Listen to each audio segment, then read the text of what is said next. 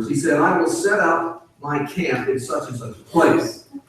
The man of God sent word to the king of Israel, beware of passing that place, because the Arameans are going down there. So the king of Israel checked on the place indicated by the man of God. Time and again, Elisha warned the king so that he was on his guard in such places. This enraged the king of Aram. He summoned his officers and demanded of them, will you not tell me which of us is on the side of the king of Israel? None of us, my lord king, said one of his officials. But Elisha, the prophet who is in Israel, tells the king of Israel the very words you speak in your bedroom. Go find out where he is, the king ordered, so that I can send men and capture him. The report came back, he is in Dothan. Then he sent horses and chariots and a strong force there. They went by night and surrounded the city. When the servant of the man of God got up and went out early the next morning, an army with horses and chariots had surrounded the city. Oh, my Lord, what shall we do? The servant asked. Don't be afraid, the prophet answered. Those who are with us are more than those who are with them. And Elisha prayed, O Lord, open his eyes so that he may see. The Lord opened the servant's eyes, and he looked and saw the hills full of horses and chariots of fire all around Elisha. As the enemy came down towards him, Elisha prayed to the Lord, strike these people with blindness. So he struck them with blindness, as Elisha had asked. Elisha told them, this is not the road, and this is not the city. Follow me, I will lead you to the man you are looking for.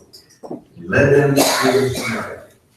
After they entered the city, Elisha said, Lord, open the eyes of these men so that they can see.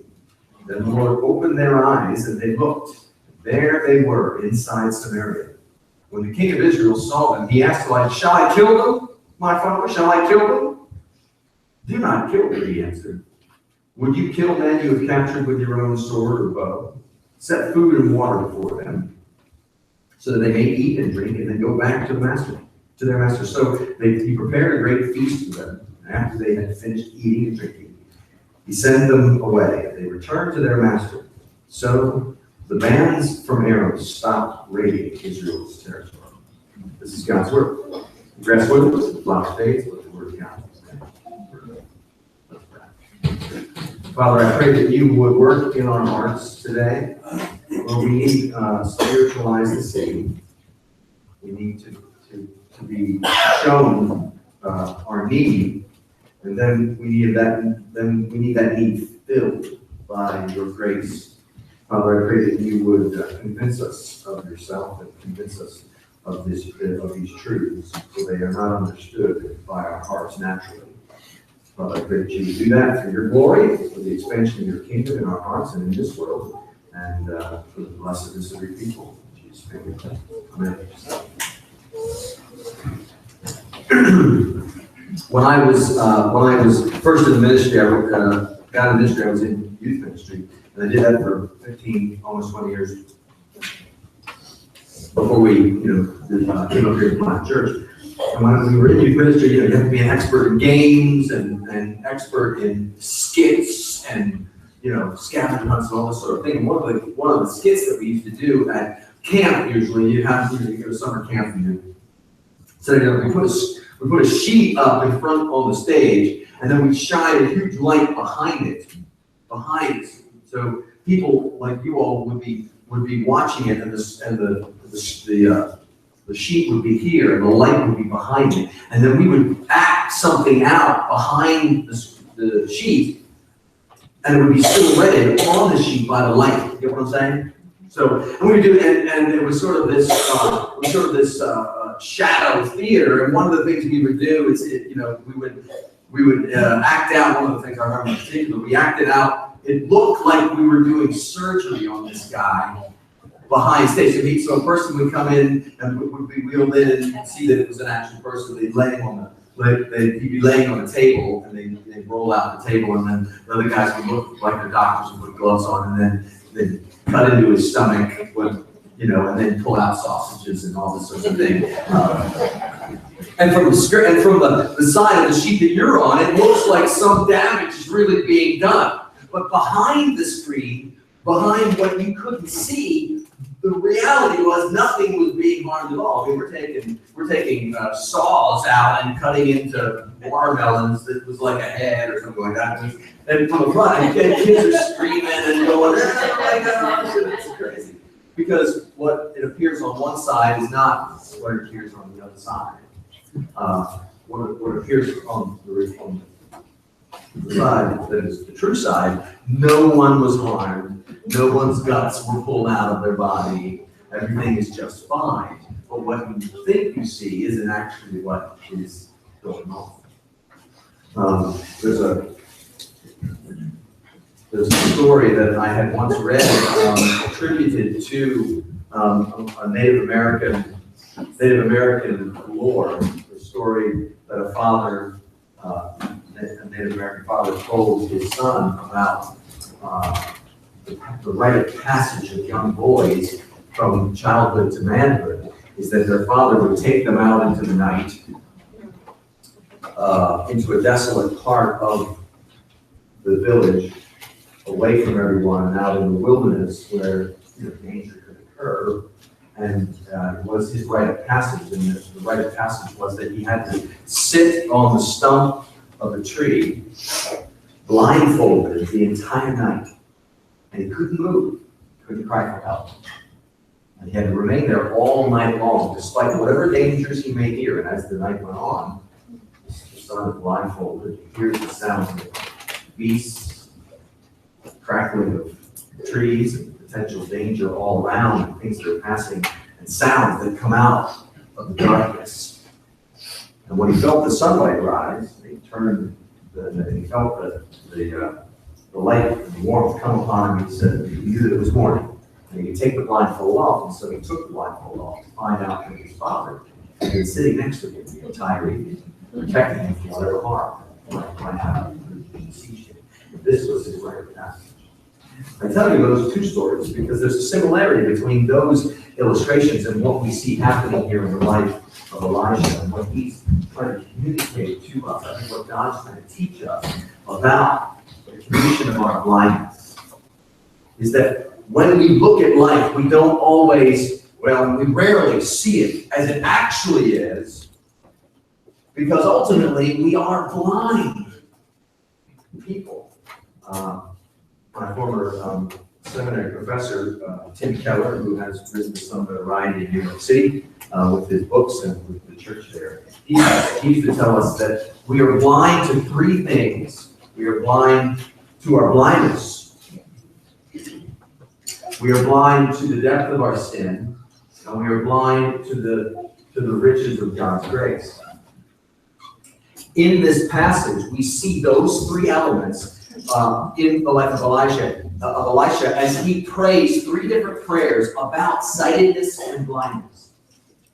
In the first prayer, we see when he comes to his servant, the people of God, the people of Israel are at war with the people of Aram. I should say it the other way. The people of Aram are at war with the people of God. And as the scenario is set up, the king of Aram is constantly sending war parties out to attack Israel, and he's doing it in secret. He's creating a secret plan, a plan that no one can see or hear, but except their forces. But then Elisha is able to know where those secret war parties are, and so he sends word to Israel. He says, "Be careful of that place because that's where they're headed." And this happens so much, so often, that the king of Aram thinks that somebody on his side is a spy for the other side. And what the officials say is, no one's trading against you. No one's a spy against you. The man of God, Elisha, the prophet, he sees, he hears everything. He even knows what's going on in your bedroom. He sees the stuff that no one else sees. And he's telling Israel what's going on. And that's why they're always prepared for the war parties. And the attack, the secret attacks, when we're laying in wait, they always move around. He says, well, I'm going to go and find this guy, and I'm going to kill Elisha. So he sets up to go down and surround the city of Dothan, where Elisha has been living. He surrounds that city with a great force, and then Elisha's servant gets up the next morning and goes out and sees, oh my goodness, the city is surrounded. We are we're lost. What's going to happen? How can we, what are we going to do? He's completely overwhelmed by his circumstances and filled with fear and anxiety. Elisha says, you're not seeing the whole story. You're blind to the fact that you're blind. That's what a blind spot is, isn't it? A blind spot is a place you don't even know you have. You don't even know where there's sort of any danger in it. And in this instance, his servant didn't realize. He thought he was seeing the situation clearly. He thought he understood what was going on. But Elisha says, you don't even know the half of it. And then he prays, Lord, open his eyes. Help him to see how blind he really is. One of the things we learn from that passage, from that idea, is that to overcome your blindness, to overcome blindness at all, is always a gift. The servant himself, there was nothing the servant could do to overcome his own blindness. He had to be given new sight by someone who could see the whole story. And in this instance, the man of God was the one who saw that he was blind and was able to point it out and say to him, you're blind to your own blindness. You've got a blind spot that you don't know that you have. Let me help you with it so that I can show you, that I can point out to you how you're not seeing life. You're not seeing your life or culture accurately. And then he prays that God would help him to see clearly the situation. So it's kind of a twofold process to overcoming your blindness. You and I, tend to, we only see circumstances from the front side of the screen, and when we look at the front side of the screen, that little sheet that I was saying earlier, when we see only light, when we only look at it from that one angle, we think somebody's cutting into somebody and there's murder and death going on that stage. When what we need to understand is to go behind the screen and realize that there's something else happening that's far less traumatic than what you and I might have imagined through our circumstances. I can remember my son, when he had graduated from college, he was going into a program called Teach for America, which places qualified teachers into inner city contexts that are at-risk situations. And so it's kind of a big, once you discover your area, it's a big pool of teachers that are in like the Baltimore region, which is where he taught. And it's a pool of teachers, and then any of the schools that are at risk can hire any of those teachers. So Tyler got picked on one of the earlier rounds in that process, and he was grateful to get a job. And it was a good situation, so he's lined up and ready to go months in advance, so he knows he's moving to Baltimore, where he's moving to Baltimore. And then a couple of months later, the school called him back and said, we overhired. And so now we don't have any room for you on our budget, and so we're going to release you back to the pool of teachers, and now you no longer have a job. And here it is. This is in late July, and school starts in a month. In the early part of late August for teachers, and he has no job. And he's back in the pool, and all the other schools, because of how the timing works, have already signed up for their teachers and already gotten their people, and he's panicking. Oh my gosh, I'm not going to have a job. Where am I going to get? I'm going to year. This and the other thing. We're going to do about student loans. For student loans, we're right on. Everybody's talking about student loans. As soon as you get out of school, you have to start paying those things back within 6 months and so forth. And so we're sitting there going, well, we're helping Tyler to remind him in the midst of this. And we don't know what's going on, but there's probably something you aren't seeing that you don't know about.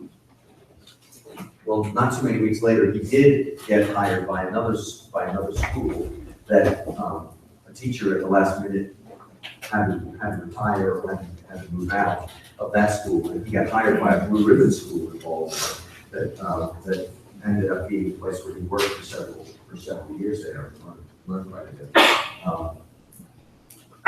And his panic was overcome. The other school, as it turned out, ultimately then in the end,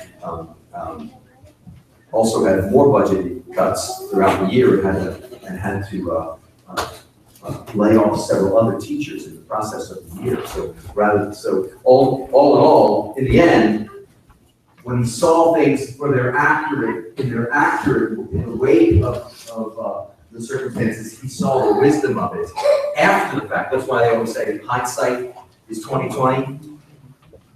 What that means is what that's supposed to be communicating to us is that we're blind to how real circumstances, how the truth of the circumstances in the midst of our struggle. And we need to be able to see behind the sheet to what's really going on.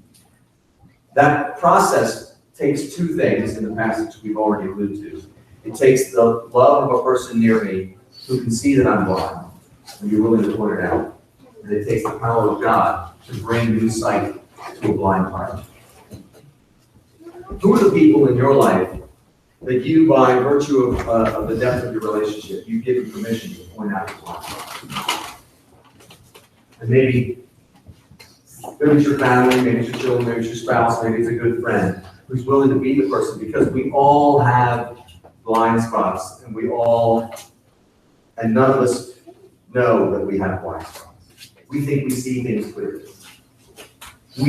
We're so self-centered most of the time that we think that what I'm perceiving in a situation is all that there is to perceive. When the path of weakness, the path of truth is to acknowledge I'm not seeing everything that's going on in this situation.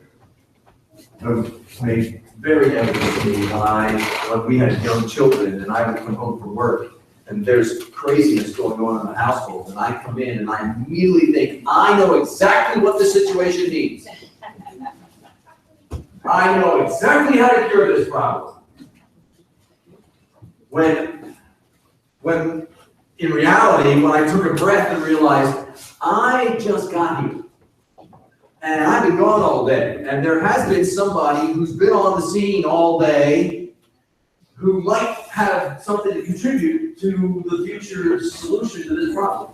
And so when I took a pause and Becky and I had a chance to talk and had a chance to collaborate on the situation, everything worked out much better. And ultimately, it meant that I had to acknowledge I didn't know all the facts of the situation, just entering the situation. We overcome blindness to our blindness when we let people in our lives point those ideas out, and then we yield ourselves, we submit ourselves to the power of God. We ask Him simply, Lord, show me the reality of the situation. In this instance, the reality of the situation was not what the servant's eyes could see, what his heart could feel, but the reality was something that was far unseen by him. And until his eyes were open, he couldn't see that God was stronger than the people who were against them. Greater are those who are for us than are against us. Isn't that what Elijah says to him? Isn't that what he shows him? Those who are with us, verse 16, are more than those who are with them. We're actually winning the war, but you can't see it.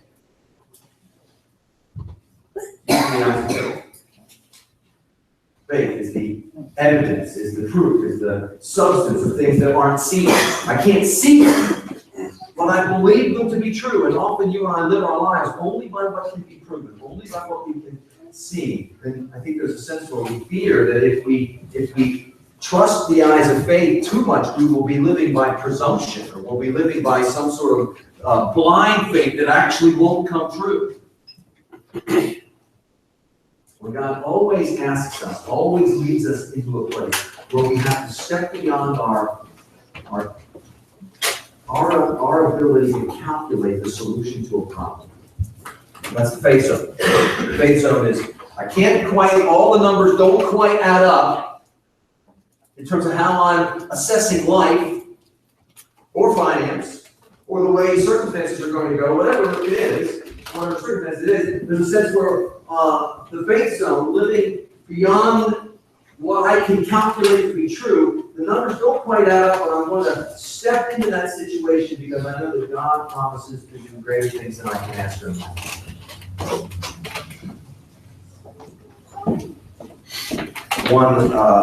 One businessman, one once told me this, and he probably got it from somebody else. He says that you have to, that we ought to live our lives in such a way that we expect God to do such great things that if He doesn't do them, or if He attempt to do such great things for God, that if He doesn't show up, you're doing fail.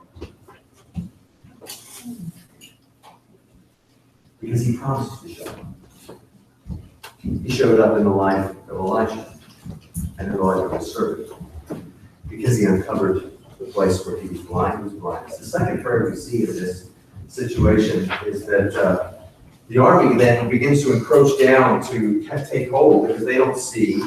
They don't know what they don't see. They don't see the army behind them. And they come down, legion of angels that God had dispensed to protect Elisha. Elisha does not call upon them to destroy the army. He simply calls out to God, Lord, show them help them to see how completely blind to their sinfulness they are, to the depth of what they really are, how rebellious they really are, Lord. It only proves to us again and again that we are blind, not only blind to our blindness, but blind to the depth of our sin. You and I only know such little bit of how much we have offended and how much we are rebellious to God. We only see, as it were, the fin of our sin, the little dorsal fin that sticks above the surface of the water, but we don't see the shark that is below the surface of the water. That is our sin. We're concerned more about what we can see in our lives and feel in our lives and the sin that we're aware of outwardly, but the sin underneath the sin of poor motives, the sin of desires that are out according to God's desires, the sin that is about the rootedness, what we are, the foundations of why we make the decisions that we make, not just the decisions that we make. We don't go down that far. All we want, and especially this is true, when you're raising kids, I don't care why you stop hitting him, just stop hitting him. See, I don't care. There's a sense where, as a parent, in the triage that we're doing with our kids' lives, I don't care why you stop screaming. Sit down. Okay.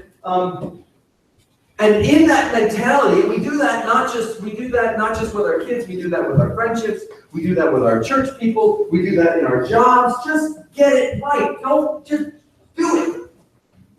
And in that, we are not acknowledging that there's a depth of sin that's far more dangerous than the dorsal fin. Where are the teeth? If sin is the shark, and all of what sin is the shark, where are the teeth? Below the surface. The dorsal fin, it by itself can't, as it were, hurt you. It's what's underneath that will take a chunk out of your life. That has the real deadly power, what I'm rooted in, what I'm believing, what I'm giving my life to. And you and I, unless God shows us that, unless you and I are regularly aware that we are far more sinful than we ever dared dream. The first half of the gospel that we talked about. First half of the gospel, you're far worse, far more evil than you ever dared dream, but in Christ you are far more loved and accepted than you ever dared hope. Those are the two elements of the gospel. That first element, you're far more sinful until you see how desperately wicked you are and how desperately dark your life is. You will never feel the need for a Savior. If Jesus only came to change outward behavior, what little tiny lies and thievery that we do, then why do we need a big old cross? Why do we need God Himself to die to save us? Because the problem is much worse than you imagine. The problem goes to what I like, what I don't like. It goes to my motivational structure. It goes to the things that I'm rooted in and provide me with a sense of comfort, that give me a sense of coping. And I do them unconsciously. I have to have them pointed out to me constantly. You're rooting yourself. I was talking with someone this morning about how they were discovering in themselves how unconsciously they are given to pleasing people and finding the approval of men and women. that people become, and their approval becomes large in their sight, and what God thinks of them is meaningless. And they would tell me how they fall into that so quickly, so easily, that I'd rather have the approval of the people around me. I'd rather feel comfortable that people like me than that I live with the favor of God as my driving force.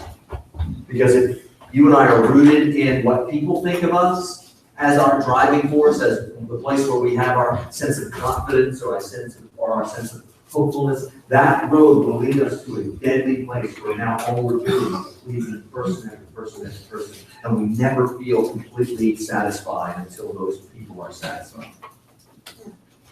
And ultimately, you never really do have the approval of people because you never really know what people think of you. Are they telling you the truth? Is that really true? Whereas God, to live under His approval, to be driven and rooted in the approval of Christ and that what He offers at the cross, He doesn't leave us without knowing what He thinks of us. And He tells us that in Christ, that when we come to Him resting in Christ, that He thinks we are His beloved child, in whom He is well pleased. He doesn't mince words about what He thinks, and so how can we know what God thinks of us at any given moment? His Word tells us. He approves of His children who come to Him by faith and are willing to cast all of their sin upon Him and acknowledge their blindness. To discover the depth, to be willing to go to the place, and to look into the darkness, and to say, and explore how much deeper my sin is than I'm willing to acknowledge. That can be a scary proposition, because if we are asked to look at the depth of our sin, and then we might discover something there that Jesus doesn't cover, that's scary. But the cross tells me that Jesus has covered all of my sin, past, present, and future, and there's nothing I will discover about how deeply sinful I am that God doesn't already know and hasn't already paid for. That then should free me to be able to say, I am worse off than I am. And I'm going to discover more of it because that idea, the cross takes away the threat, the fear of discovering how deeply flawed I am. And I can, the cross allows me and allows you even to be able to say that even the righteous things that I do by the power of God are tainted by my sinful motives and my sinful ideas of religion. Only, every other religion is willing to acknowledge that people do outward things that are sinful. But it's only the gospel of Christianity that allows a person to say that even the righteous things I do are sinful, tainted by a dark heart. The last prayer that we see here in terms of the blindness is an interesting. Elisha uncovers the blindness to our blindness. He uncovers in the second prayer a sense of blindness to our sin, and then lastly, we see his last prayer, as it were, uncovers a situation where they were blind to the richness, the beauty of God's grace, if you will. He leads the enemies into the city of Israel, in the city of Samaria, where the people of God were living. He leads them into that city, and all the enemies of God, all the enemies of God's people are in there. He's taken them captive, and now they're surrounded by the forces of Israel. And he opens their eyes, and they notice that they're the ones that are about to be conquered. And the king of Israel says to Elisha, "Is this my chance to kill you?" In other words, he's saying, is the thing to do here to bring about judgment and justice? And Elisha says, no, you're missing the grace in this moment. You're missing the power of God to transform hearts, not by judgment, not by retribution, but to transform hearts by giving them something they don't deserve. This was the people of God. This was the king Israel at this time. He's missing, he's blind to the power of God's grace. And isn't that true in our lives? You and I think that there's greater power in an eye for an eye and a tooth for a tooth. You and I think there's greater power in obligation and the law and rules and getting it right and in judgment than there is in the grace of God. Just the same as the monsters from the great Disney movie, the Pixar movie. They thought that fear had greater power to power their city than laughter. And they took a little child with an ironic name, Boo, to prove to them that laughter, that joy, was a greater power source than fear. God is proving to his people, to you and me, the power of grace in this moment. That to not give someone what they deserve, to not treat them as their sins deserve, to give them a feast, that they're drawn to a city and they're surrounded, they should be killed, they should be destroyed, to show them who's right, to show them who's most powerful, and to finally win the war. And Elisha says, no, make a feast. Give them, let their needs be met. Don't give them what they deserve, but give them something they could never earn or deserve, and then send them back and see what that does. And what does it do? It changes their hearts completely. They stop the raiding parties after that. They know the war is over. And how does the war end? It's ended by giving them grace rather than giving them grace. That's the essence of the cross, isn't it? Jesus was the man of God in the Garden of Gethsemane, surrounded by a military force who came at him that evening. And his disciples, one of them, was ready to fight fire with fire. And he pulls out his sword and cuts off the ear of one of those soldiers, as if to say, don't you dare do this.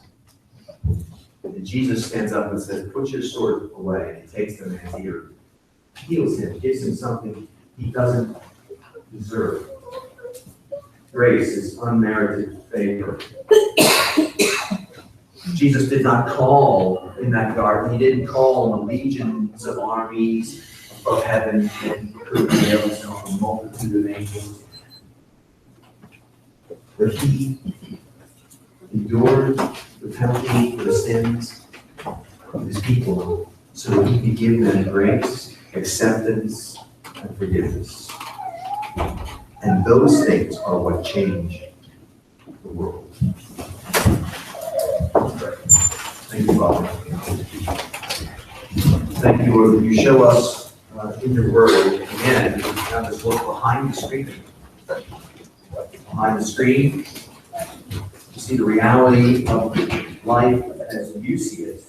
I pray that you might give us eyes to see, hearts to understand, minds to understand what in fact you are doing in our lives and in this world. You might rest in your grace, and that it might change our lives. Because you do not treat us as our sins deserve because of Christ. If you would please stand, turn your bulletins to page 3. We're going to sing Only One God Cares.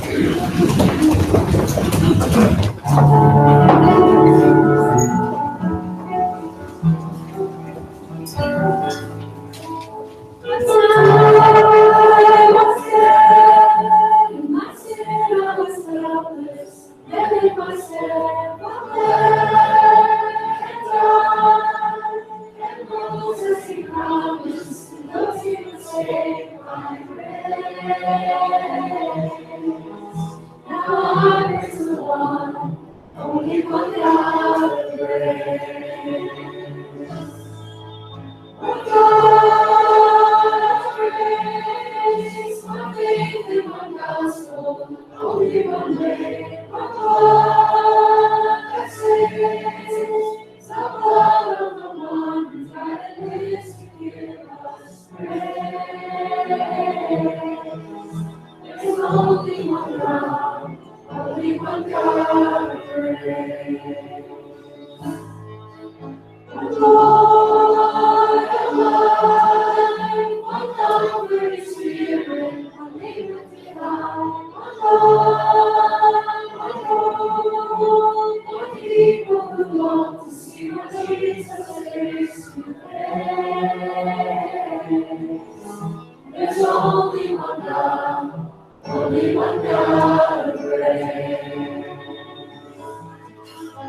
God of grace, my Savior, one gospel, only one way, one life that saves. The blood of the Lord who died and lives to give us grace.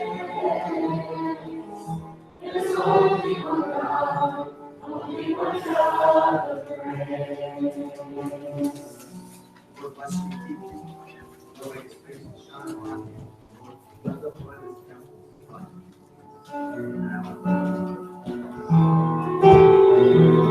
One God of grace, one faith and one gospel, only one way, one life that saves. The blood of the one who died and lives to give us grace. There's only one God, only one God of grace.